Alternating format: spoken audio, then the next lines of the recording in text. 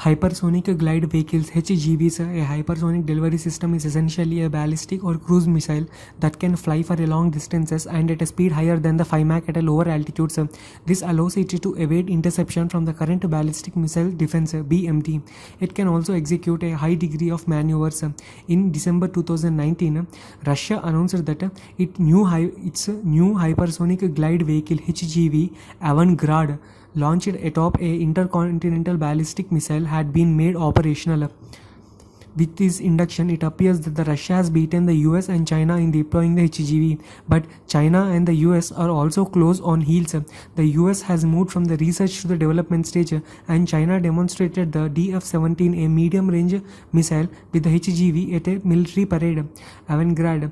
About the Avangard is nothing but the Avangard is a strategic intercontinental ballistic missile system which has a range of over 6,000 kilometers, weighs approximately 2,000 kgs, and can carry a weight of a nuclear or conventional payload equipped with a hypersonic glide vehicle.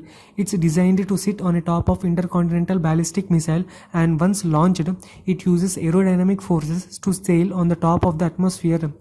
Significance of the hypersonic technologies. This technology is considered to be a game changer as far as military strategy is concerned.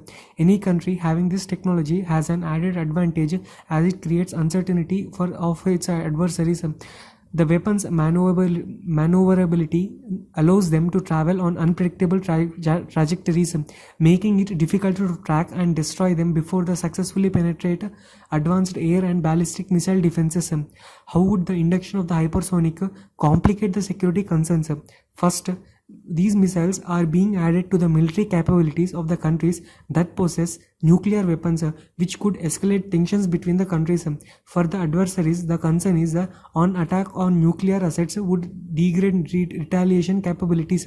The incoming warhead and destination ambiguities could create misperception and miscalculation in the moment of crisis. Second is the induction of the hypersonic would lead to an offense-defense spiral. According to the reports, US has begun finding the ways of either strengthening its BMD or looking for countermeasures to defeat hypersonics, besides having an arsenal of its own kind.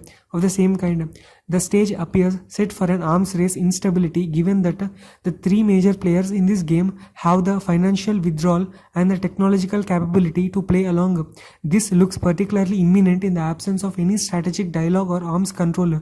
And the third implication would be to take the offense-defense developments into the outer space. The countermeasures to the hypersonics have been envisaged through the placement of the sensors and interceptors in the outer space. While none of this is going to be easy or quick, weaponization of the outer space would nevertheless be a distinct possibility once hypersonic inductions become the norm. In concluding, thus the induction of this technology would likely to prove to be a transitory advantage, eventually leading nations into a strategic trap. India needs to make a cool-headed assessment of its own deterrence requirements and choose its pathways wisely.